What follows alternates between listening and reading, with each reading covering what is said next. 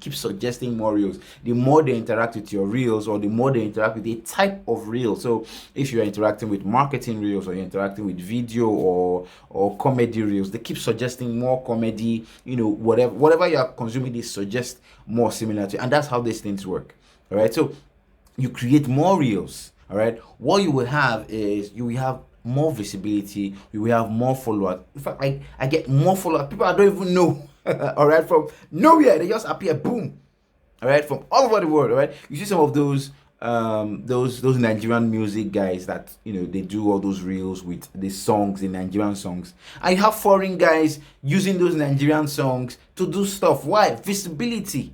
All right, they saw the songs and it has been cool, and they are doing it. That's the beauty of reels. All right, it can get shown wherever, all over the world. All right, so you're getting followers from all over the world. You're getting visibility from all over the world. You're getting interaction. You're getting sales from all over the world. Reels.